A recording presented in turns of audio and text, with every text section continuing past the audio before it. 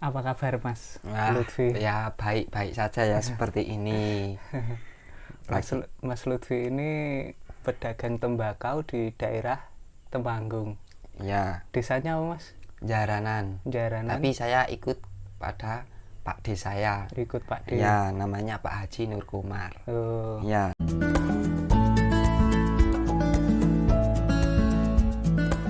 kalau ini tempat ini kalau tempat ini sebenarnya tempat tinggal saya. Tapi kalau saya ketika mau berdagang tembakau, saya ke Selo Pampang, Dusun Limbangan. Jadi saya ngaju dari rumah. masih satu daerah Temanggung.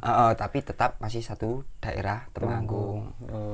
Awal mulanya sebelum berjualan tembakau itu gimana Mas? Itu awalnya ya ikut Pak D saya ketika waktu SMA. Pertama saya ikut Pak D saya itu saya juga nggak tahu mbako yang bagus atau yang tidak bagus itu seperti apa. Kadang saya memikirkan, loh mbako kok warnanya seperti itu semua, nggak bisa membedakan. Iya kayak sama semua ya Mas. Ya kayak semuanya itu Sama. nggak ada perbedaannya. Iya benar. Kadang saya sering mencoba menebak, wah itu pasti mbako bagus, tapi ternyata itu malah tembakau yang tidak bagus. Nah dari situ saya mulai penasaran. Itu saya mulai waktu SMA kelas 2. Jadi pulang sekolah, saya langsung ke tempat Pak D saya untuk ikut bekerja soal tembakau ini. Nah, setelah itu hari kemudian demi hari saya mulai penasaran dan sambil diajari oleh Pak D saya. Jadi waktu itu Mas Lutfi istilahnya baru belajar di sana. Iya, belum mendapatkan hasil. Sama sekali belum. Sama sekali saya di sana Berlangsung cuma ikut-ikutan. Berlangsung sama biasanya kalau waktu musim tembakau itu kurang lebihnya 3 bulan 4 bulan. 3 bulan 4 bulan. Iya, waktu itu. Disambi dengan sekolah ya? Iya, disambi dengan sekolah. Pulang sekolah. Terus saya ke tempat Pak D saya untuk ikut belajar tembakau. Belajar belum bekerja karena belum menghasilkan itu ya.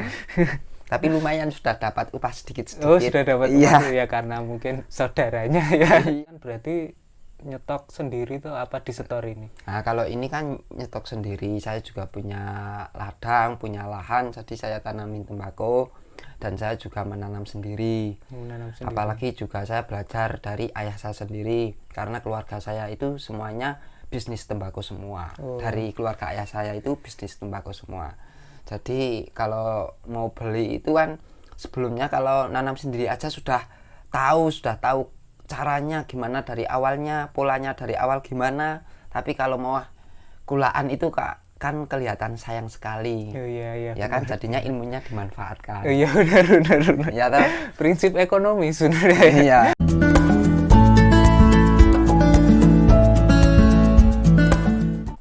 Susah nggak sih Mas sebenarnya? Nah sebenarnya kalau sudah tahu jalannya ya nggak susah. Yang namanya susah itu kan yang belum tahu jalannya. Oh iya. Ya jadi kelihatan susah. Dari Mas Lutfi belajar sampai menurut Mas Lutfi sendiri merasa bisa tentang pertembakauan ini kira-kira berapa lama itu? Ya insya Allah selama saya bisa untuk dalam pertembakauan ya nggak tahu ya saya tetap masih akan belajar berusaha tetap belajar sampai sekarang masih belajar belajar karena tembakau itu nggak bisa dipelajari sesuai instan itu nggak bisa. Jadi setiap tahun itu pasti ada perubahan. Pasti ada perubahan. Apalagi nantinya ketika musim berhubungan dengan alam itu berhubungan dengan harga, berhubungan dengan tata cara sistematiknya gimana itu pasti setiap tahun itu pasti ada perubahan. Jadi nggak bisa dipelajari. Kita selalu belajar kalau dalam dunia bisnis tembakau itu selalu belajar. Iya berarti ini tidak hanya berhubungan dengan tanah juga apanya tapi iklim juga ya. Iklim juga iya. Kalau iklimnya seperti ini harus dibagaimanain, iklimnya seperti itu harus dibagaimanain, dengan harga dari pabrik konvensional itu seperti apa, harus bagaimana, kan itu semuanya ada tata cara. Oh iya. Berarti ini sempat setor ke pabrik konvensional juga? Ya juga pernah sempat. Jadi saya itu tanam sendiri, kemudian saya rajang, masukkan keranjang, kemudian saya store ke tempat pengumpul tani saya. Ya itu Pak D-nya saya sendiri, Pak Haji Nur Kumar. Ya. Nah, kemudian setelah kumpul di sana baru store ke pabrik konvensional. Sambil ngiling. Oh iya siap. Sebenarnya kalau tembakau seperti ini ada zat kimianya nggak sih Mas? Seumpamanya zatnya itu juga masih original. Dalam Original. arti Nikotin masih ada pasti ya? nikotinnya itu pasti. Tapi lain dari itu kan tidak separah seperti yang sudah disausin. Oh iya, Ya. ya, istilahnya yang sudah diracik dan ditambahi zat-zat lainnya Zat-zat itu. lain ya ini masih original Oh iya. gitu. Aman. Iya. Cuma kadang kalau orang yang belum terbiasa itu ya kadang agak gimana. Oh iya.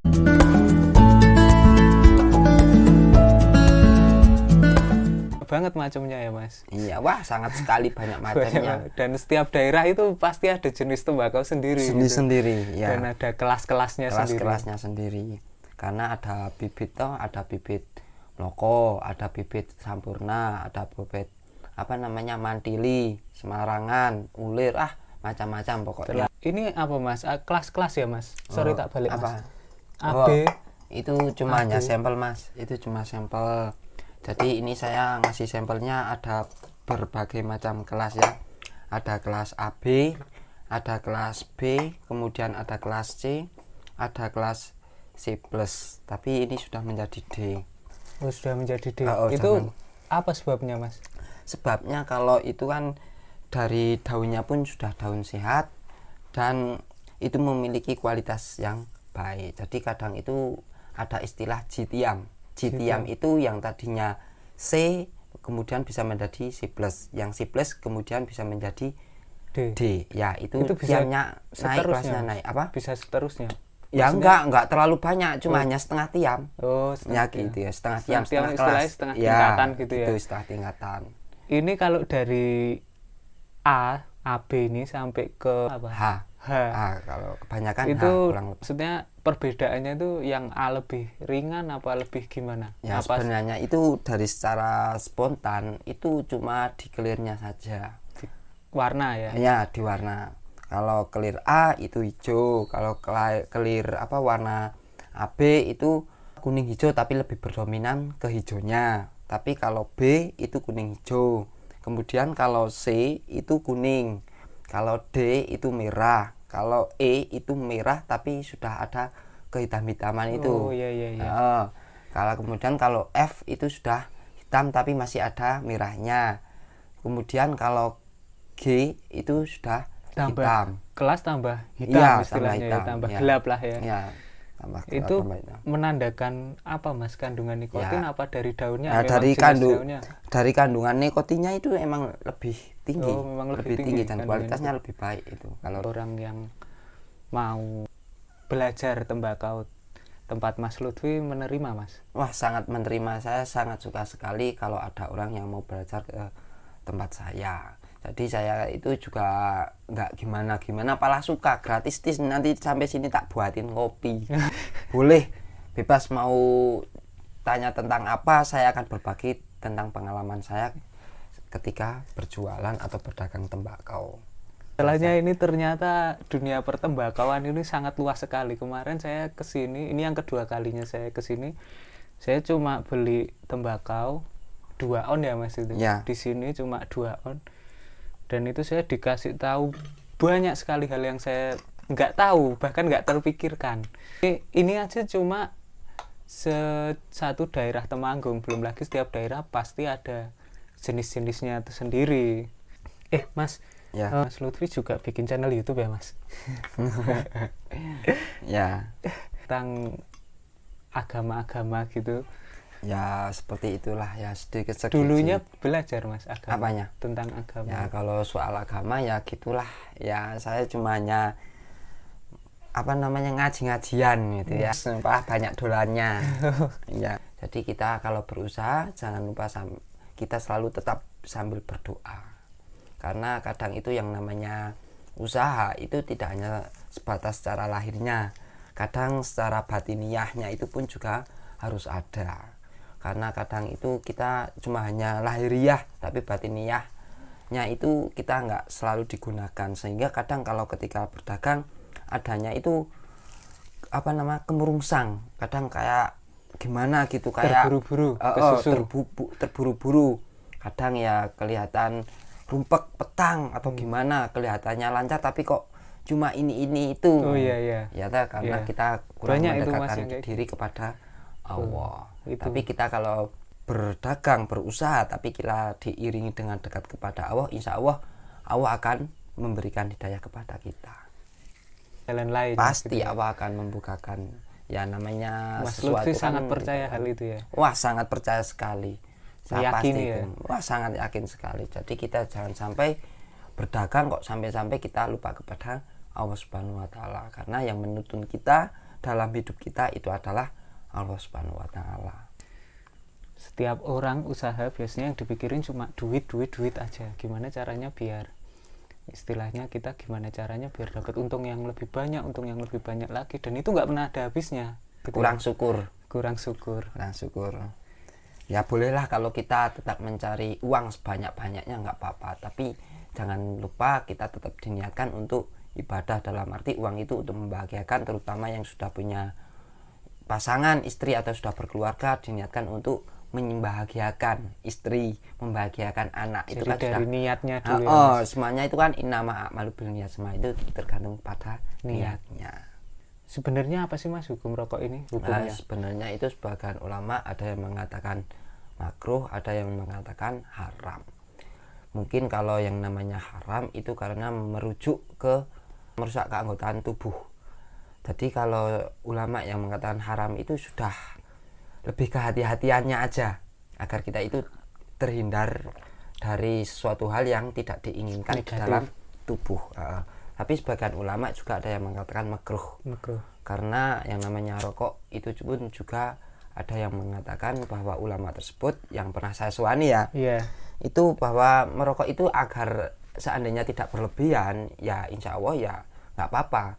Nah, bagaimana pula juga jika kita minum minum tapi kebanyakan gula manis, kemudian kita menjadi penyakit gula. Itu pun juga akan merusak anggota tubuh. Intinya tidak berlebihan berarti intinya akan tidak berlebihan. Yang biasa-biasa saja, maksudnya sekarang kamu ngerokok sehari habis segitu ya. Gimana? Merusak jelas. Tapi palah kadang yang namanya merokok itu kadang bisa membantu pada diri kita. Di saat kita ada pikiran yang mencari inspirasi mendalam, untuk mencari inspirasi pun juga kadang butuh rokok agar biar agak slow gitu. Ya itu penjelasan dari Mas Lutfi mengenai merokok dengan hukumnya, tapi sekali lagi ini menurut pandangan Mas Lutfi.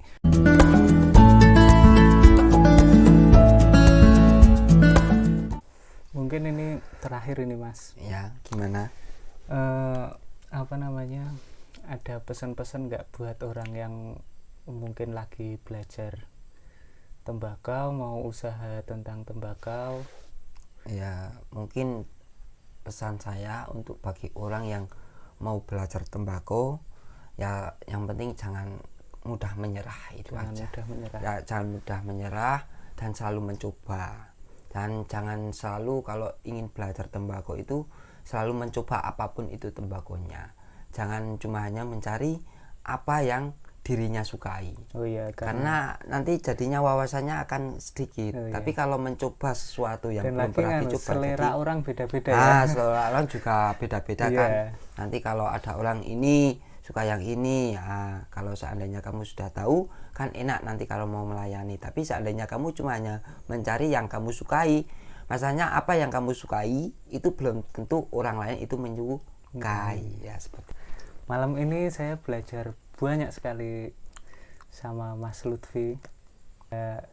Usaha itu memang harus diiringi keyakinan sama doa. Keyakinan itu sangat-sangat penting ya Mas. Ya harus mantap lah. Kalau nggak yakin, nggak mantap kan jadinya kan maju mundur. Itu kan jadi mudah gagal. Wis maju kalah, menang atau kalah itu yang penting kita mantap gitu aja. Mantap, harus maju. Ya mungkin sekian dulu, semoga bermanfaat. Sehat selalu untuk semuanya. Assalamualaikum warahmatullahi wabarakatuh. Waalaikumsalam warahmatullahi wabarakatuh.